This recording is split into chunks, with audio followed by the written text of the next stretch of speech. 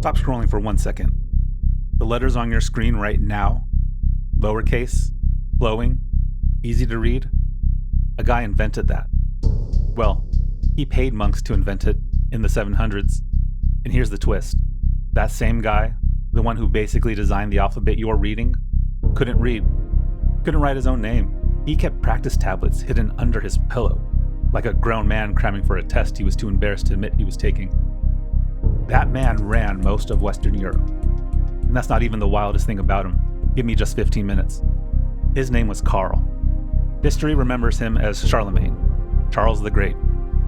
If you've ever wondered why France and Germany are separate countries, why the Pope had political power for 1,000 years, why Europe is even a concept people believe in, blame this one guy.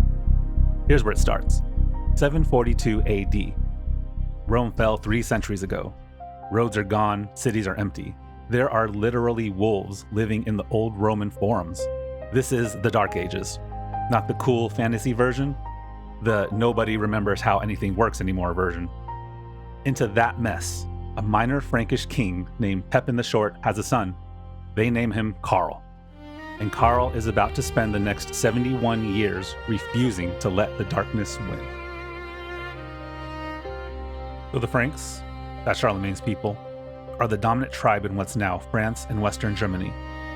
They've been Christian since the 400s, which actually matters a lot because in this era, the church is the only institution with any organizational infrastructure left. You want to run legit? You need the church. You want the church's protection? You need a king with an army. It's basically a medieval protection racket, but it works for all parties involved. Charlemagne grows up in this world. No fixed palace, no permanent capital. The royal court literally travels from farm to farm eating whatever the land produces. He learns to ride, to hunt, to fight. He does not learn to read. That's not an insult. Formal education barely exists. Even kings don't bother. His dad, Pepin, dies in 768. Classic Frankish inheritance move. Split the kingdom between the 2 sons. Charlemagne gets half, his brother Carloman gets half. Everyone fully expects this to end in a war. Then, Carloman dies in 771. Suddenly, cause unknown. History doesn't say what happened. History is very tactful about this. What history does say is that Charlemagne moved immediately, grabbed his brother's lands, locked in the loyalty of the nobles, and by age 29 was the sole king of the Franks. And then he started building an empire. Here's the thing about Charlemagne that people don't fully appreciate. He wasn't born into power. He didn't inherit an empire. He built it, fight by fight, over 40 years of nearly constant warfare. The man was basically always on the move. The biggest, bloodiest, most complicated campaign? The Saxons. The Saxons lived in what's now northern Germany, and they were everything the Frankish kingdom was not. Pagan, fiercely independent, no central king, just a web of tribal leaders who were extremely good at guerrilla warfare and extremely bad at staying conquered. Charlemagne decides in 772 that he's going to solve the Saxon problem. It takes 32 years. He'd march in, win battles, baptize thousands of people at literal sword point, which, yes, is as coercive as it sounds, and then march home. And the Saxons would revolt the second he left. Every time, for decades. The worst moment comes in 782. A Saxon leader named Widukind organizes a massive rebellion. Charlemagne's army gets ambushed in the forest and absolutely destroyed. And Charlemagne's response is one of the darkest things he ever did. He had 4,500 Saxon prisoners executed in one day at a place called Verdun. Even by the standards of the 8th century, people were pretty disturbed by this. The Pope, who was very much on Charlemagne's side politically, quietly expressed some concerns. Charlemagne didn't change course, but here's what's interesting. He also didn't try to win purely by violence. He started integrating Saxon nobles into his system, gave them titles, gave them land, gave them a reason to be Frankish instead of fighting it. And slowly, very slowly, it worked. Widukind himself eventually converted in 785. Charlemagne stood as his godfather. It's one of the great political theater moments of the medieval world. Your enemy becomes your godson. Meanwhile, and this is important, Charlemagne is fighting on multiple fronts, all at the same time. In 773, the Pope calls him for help. The Lombards are threatening Rome. Charlemagne marches his army over the Alps, something no northern king has done since the Romans. Defeated the Lombard king and just puts the iron crown of Lombardy on his own head. He's now king of Italy too. He tries a campaign in Spain in 778. That one goes badly. He has to retreat. And on the way home through the Pyrenees, his rear guard gets wiped out by Basque warriors. Among the dead, a nobleman named Roland. Military disaster.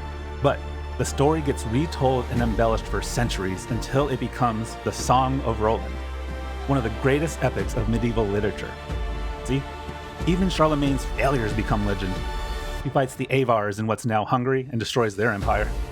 He battles against the Danes, the Slavs, the Bretons. By the time he's done, he controls more territory in the west than anyone since the Roman Empire. And then comes Christmas Day, 800 AD. Okay, so Pope Leo III is having an absolutely terrible year. In 799, his enemies in Rome jumped him in the street, tried to gouge out his eyes and cut out his tongue. He survived, escaped, and fled north to find Charlemagne. Charlemagne, being Charlemagne, escorts him back to Rome, investigates everything, clears his name, restores him to power. And then comes Christmas morning, St. Peter's Basilica. Charlemagne kneels in prayer. Pope Leo walks over and places a crown on his head. The crowd shouts 3 times, "Long life and victory to Charles, Emperor of the Romans." The Western Roman Empire, which has been dead for 300 years, just got a new emperor. Now, Charlemagne's biographer Einhard claims the king was totally surprised by this, that he never would have gone to church that day if he'd known. Most historians think, yeah, right, he obviously knew. But the "I didn't ask for this" framing served him politically. It meant he wasn't seen as grabbing power. The power was given to him. Either way, now he's not just a king, he's an emperor. Heir to Rome, defender of Christendom, the highest secular authority in the Western world. The Byzantine Empire in Constantinople? Furious. They considered themselves the real continuation of Rome. Charlemagne spent years trying to smooth this over, even reportedly proposing marriage to the Byzantine empress to settle things. Didn't work. The rift between Eastern and Western Christianity that starts here, it never fully heals. We're still kind of living it. Alright, and here's the part that most people skip when they talk about Charlemagne. The wars are only half the story. Between campaigns and sometimes during campaigns, he is obsessed with building a civilization, not just an empire. He establishes a permanent capital at Aachen, in what's now Western Germany, builds a palace, builds a chapel. Still standing, by the way, you can visit it. Modeled on the great churches of Ravenna. He standardizes coins across the empire so merchants don't get ripped off at every border crossing. He standardizes weights and measures. He builds roads and bridges. He is creating, for the first time since Rome, the idea of Europe as a single, connected space. And then there's the Carolingian Renaissance, which sounds like a fancy art history term, but is actually something really remarkable. Charlemagne gets obsessed with education. He recruits the best scholars in Europe to his court. The star hire is a guy named Alcuin of York, basically the greatest intellectual of the age. Charlemagne makes him his chief advisor on everything cultural and educational, his minister of culture. Under Alcuin, monasteries across the empire become centers of learning. Monks copy ancient manuscripts, Virgil, Cicero, texts from the classical world. Without this, a lot of those manuscripts simply don't make it to the Renaissance. Like 1500 years later, when the Renaissance needs something to be reborn from, Charlemagne's monks are a huge reason that stuff exists to rediscover. They also develop a new writing system called Carolingian minuscule. Cleaner, more readable, more standardized. It becomes the basis for the lowercase letters we use today, the ones you're reading right now. And here's the detail that genuinely gets me every time I talk about this. Charlemagne himself takes lessons. He's the most powerful man in the Western world. He has conquered half of Europe, and he sits with tutors learning Latin, studying Greek, and this is the part. He keeps writing tablets under his pillow so he can practice at night when no one can see him struggling. He never really masters it. His hand is trained for a sword, not a stylus. But he never stops trying. He couldn't write his own name. He helped save the written culture of the Western world. But what was he actually like? because we actually know, which is unusual for someone from the 700s. His biographer, Einhard, knew him personally and wrote the first real biography of a medieval ruler since antiquity, and the details are weirdly vivid. Charlemagne was tall, around 6 feet, which was enormous for the time, barrel-chested, strong. He loved swimming and used the hot springs of Alcuin constantly. He'd get in the water with his sons, his nobles, his guards, everybody, apparently just splashing around together. He barely drank, suspicious of elaborate feasts. Mostly wanted roasted meat. His doctors kept telling him to ease up on the roasted meat. He happily ignored them until he died. He had 4 wives in succession and numerous concubines, and a bunch of daughters he was apparently unable to let go of. He refused to let any of them marry.